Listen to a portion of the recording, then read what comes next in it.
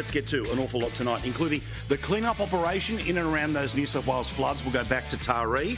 We're also going to have a chat about, something they always say that happens to be the opposite of what always happens, something different about power bills. And I'm going to take a couple of seconds to explain not quite the fatal flaw in the Death Star, but perhaps a little design fault that is in part of the difference between the way the Liberal Party and the Labor Party works. I believe that'll be a good chat coming up a little bit later. But first, before we get to all the politics, and again, we will go live to those regions in a moment or two's time, let's get to a nice moment that took place today in and around that clean-up effort. Now, it is heartbreaking for the extreme majority, in fact, all of the people that are involved in this clean-up effort, depending on where you are, depending on the city, depending on how complicated things are. It's been a really tough couple of days. In fact, there's even some more that might be coming when it comes to extra wind and rain in and around now the south and centre of the country. The winds were pretty ferocious today, and that was due to a strong low-pressure system and cold front, which we can see swirling away. It's this clockwise complex mass making its way from the Great Australian Bight and pushing into Victoria this afternoon. This generated widespread average winds, 60 to 70 kilometres per hour. They were howling all day long across South Australia and also elevated terrain in Victoria. Now, of course, part of the clean-up operation has been farmers of all different kinds trying to take stock and see how much of the livestock has perished in the past couple of days. But the reason I start with all of this now is because there was one little very small ray of hope. It was captured, in fact, during an interview that was being done, I believe, with The Guardian. This is a nice moment when people thought all was lost, but it wasn't. We put them under the bridge to keep them in the high point. They were in about that much water, standing in water, and it was still rising. Okay, we've found the little boy calf. Thought we'd lost one in the water. We thought he might have drowned, but apparently he's there. She had twins in the water, in the mud. Look, I know it's a tough time for everyone, but if there is just a little positive story here and there to help get people through, I'm more than happy to pass it on. Now, before the election, the federal government was very clear in telling us that these are not the droids you're looking for, and despite the fact that they had failed to deliver on a central promise of power prices going down by $275 in the previous 3 years, that in actual fact, despite the fact that you were paying more than you were 3 years ago for power, it was still technically going down. In the last year to December, in the official inflation data, electricity prices went down by 25%.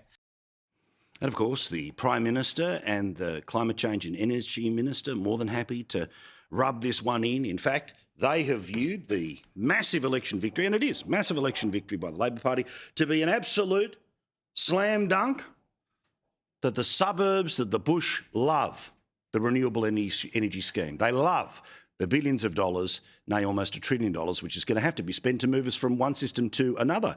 And regardless of the fact that they broke a central promise, regardless of the fact that things cost more, well, they win.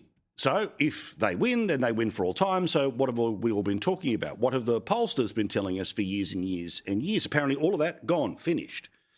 Well, there was a little news story that happened today. And geez, isn't it so convenient that it happens just a couple of weeks after the election, not a couple of weeks before a cost of living election?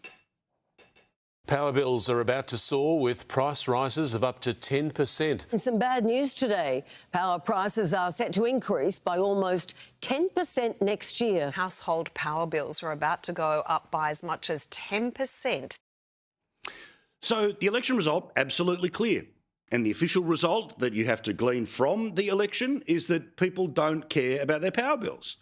People don't care about an increase in their power bills. People were convinced and bought off by a government that wasn't able to reduce their power bill, instead paid the power bill, or part of the power bill, to the power company not to pass on the endless increases.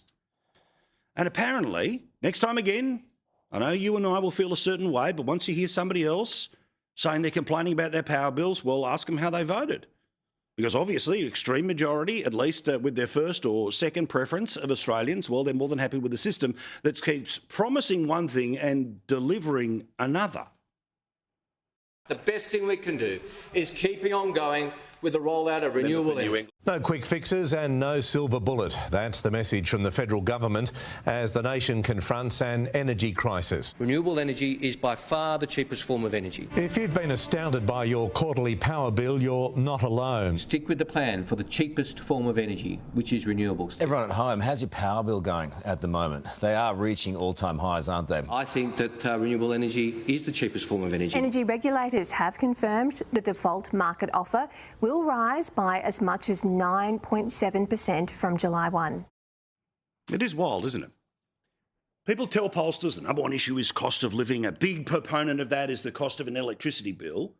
They keep being told that the solution to the problem is going to be cheaper, but of course the construction of the solution to the problem is one of the reasons why the power bill keeps going uppity, up. And when given a chance to vote on it, Australians seemingly didn't care.